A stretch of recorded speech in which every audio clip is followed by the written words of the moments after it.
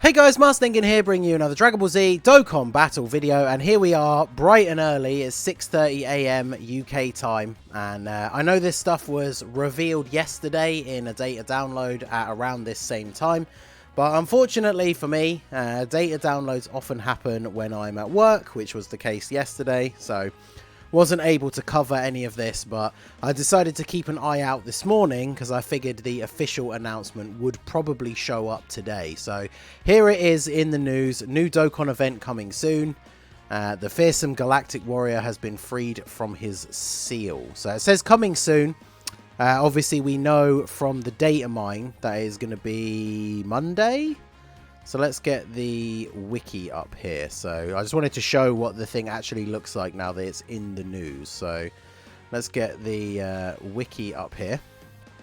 So here's the list. Yeah, it's 1st of March, which is Monday. The wiki does sort of localize to your own time. So basically this time that I'm recording, 6:30 AM is when this is going to come out on Monday, and it is Saturday, so it's like 48 hours from now. So we've got the new Bojack, the Zanya, who is the side unit for his banner, and then this that was announced in the news the other day, the new stage for the Hero Extermination event things, to get the awakenings for the AGL, Whis, and the physical Hachiyak. So if we have a quick look at the Bojack, now obviously when he came out on JP, there was a ton of comparison between him and Cooler, because they are very, very similar units, right? They are both support units for their category when in base form, and then you can transform them with an active skill, and they then become not a support unit, but they become a very hard-hitting, like just out-and-out attacking unit.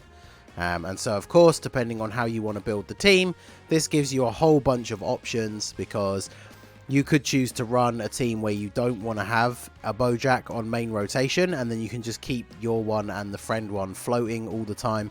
And one of the great things about him compared to Cooler is, obviously we've seen this recently with like the Turles showcases and stuff like that, that the Cooler only supports transformation boost when you fight one enemy, and then supports terrifying conquerors against multiple enemies, which means in an event with only one enemy, he's not giving any support to Turles, for example, the LR, because he's not on transformation boost. Whereas this guy, he gives the buff to space traveling warriors allies, and then the more enemies there are, basically the more of a buff he gives to them. So doesn't buff time travelers at all, but his own category, which is I guess kind of the main one you're going to be running him for, like his team, he gives them the buff all the time, which is really, really good. So obviously LR Turles is going to look pretty crazy on his team because he is on space traveling warriors. So yeah, all in all, Bojack is really, really good. I will do a separate video about his banner because there's definitely going to be some changes. But I mean, the thing is, like, if he's directly comparable to Cooler, Cooler is still like one of the best TURs in the game, so it's not like a bad comparison. Then of course we have the Zanya, who is the side unit. She's a bit of a weird one because she'll work really well on his team and with a Bojack, but other than that, there's not really any place you'd run her. She's on like Peppy Gals, for example, but she doesn't fit in that team at all, because all of her attack and defense comes from space traveling warriors allies, and then she launches an additional super attack when you have a Bojack on the same turn. So really, she's only going to be good on space traveling warriors, and only on like a specific build of that team. Because like, I guess you could run her, say, alongside like the LR Bojack, and then have like the STR Bojack leader floating. But because space traveling warriors is such a great category, you're probably going to be running like LRs on the main rotation and stuff like that. So she is a kind of good unit for that team, but there's just so many better options for that team. And then the other teams that she's on, she doesn't really fit on all that well, because there's just so many better options than her, which is a little bit disappointing. So if we have a look at Bojack's banner, so this was his banner on JP. Now obviously the big thing that stands out straight away is Tech Gohan, who was added to Gogeta's banner for Global. So obviously that was the previous Dokkan Fest banner. In fact, if I quickly look on my game here now, because it's still up in the background, yeah, his banner is literally still up. So his banner, I assume, is up right up until just before Bojacks comes out. So it's very, very unlikely that Gohan is still going to be on Bojack's banner, because he'll be on back-to-back Dokkan Fest banners. I think they may have done that before in the past on the rare odd occasion, but for a top tier unit like Tech Gohan, I have a feeling that they're not going to do that again. That was like a massive draw for the Gogeta banner. It gave it so much extra value. And yeah, it's going to be very interesting to see what they decide to do with Bojack's banner, because Bojack is a really good unit. Zanya, like we said, is okay. Future Gohan and Bardock, they're a little bit old now, but they both are very good units. But Gohan being on this banner definitely added a huge amount of value for a lot of people. And I can't really think of any units outside of like Super Saiyan 4 Gogeta and maybe Angel Frieza that would keep the value level at the same like level, right? Like if they put Kefla on here instead of Gohan, I imagine a ton of people wouldn't care. Same with Beerus, same with like Blue Kaioken Goku.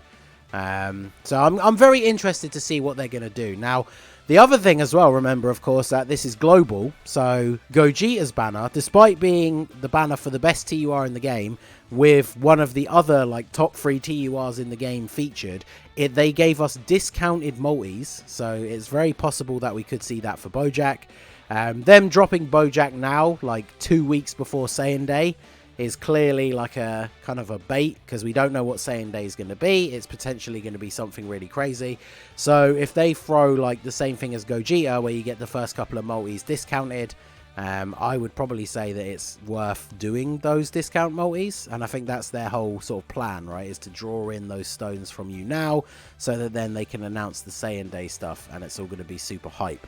And then the other thing to note here, shout out to our boy Air Dokkan, one of the data miners. So the category didn't change names. That's always an interesting thing to see when the categories officially come to global. It's still called Space Traveling Warriors. But this is the most important part, is that just like the Gogeta banner and the Frieza banner, so maybe this is becoming a more common thing now that's actually going to happen with every Dokkan Fest, but we are going to be getting the Pilaf Trove ticket for the Bojack banner. So both the physical Frieza and the Gogeta had the same sort of one, where it's $8 for the ticket that gives you a 7 unit multi. I think it was guaranteed SSR, but it's not guaranteed featured. Those can vary obviously dramatically in luck, because on the Frieza banner I got just a guaranteed unfeatured SSR that was something I didn't need, and on the Gogeta banner the ticket gave me a copy of the Go Bros, which for me I didn't need them, but obviously for most people that's a pretty crazy pull, like buying an $8 ticket and then getting the Go Bros. Like that's obviously really, really good for a lot of people. It's just unfortunately I didn't need any extra copies of them. So as always, there will be people out there that will buy this ticket and then pull Bojack, and so obviously those people are going to be super lucky. I saw a screenshot from the previous banner of someone using the ticket and pulling double Gogetas in that 7 unit multi. So that kind of thing is possible. So all in all, I think that Bojack is definitely being used in this time slot as like a bait banner before Saiyan Day. But if you're somebody, if you have LR Turles and you have LR Jiren, like Space Traveling Warriors is such a ridiculous team, because both of them are on it. So are their best link partners. So you can literally have your team, one of your rotations be LR Jiren and God Topo, and then the other rotation be LR Turles and AGL Turles, and then you just have the 2 STR Bojacks floating for support, and then just any other support unit of your choice that's in that category. And then that team is just absolutely ridiculous. You have 2 of the best LRs in the game under a lead that is 170 across all stats as well. That's the other big thing about Bojack. So Time Travelers getting left out. We still don't have a 170 lead for Time Travelers, but Space Traveling Warriors is not 170, 170 and 130. It's 170 across the board. So you're going to have the two of the best LRs in the game, or at least from Legendary Summons. We're not including Dokkan Fest in that sort of bracket, but 2 of the best yellow coin LRs in the game with their best link partners on a 170 team with a floating support unit. Like, the team is just absolutely nuts. So for a lot of people, especially if you're free to play, it's probably a skip. But if you're somebody that has Turles and Jiren, it's really hard to pass this guy up. Like, I don't have Jiren, but I really want Bojack now that I have Turles. So I'm obviously going to do some summons. I'm not going to go too crazy because I do want to save up for Saiyan Day. But yeah, Bojack officially announced. Let me know what you guys think down below. Are you going to summon? Are you going to skip? Are you going to summon only if there's discounted multis? Maybe you're just going to buy the Pilaf ticket and nothing else. Let me know all of that down below in the comment section. So that is going to be it for the video, guys. This has been the Masked Ningen. Smash that like button, subscribe to the channel if you are new. Check out the links down below to my Discord and the merch store. And I will see you all again soon. Have a good one.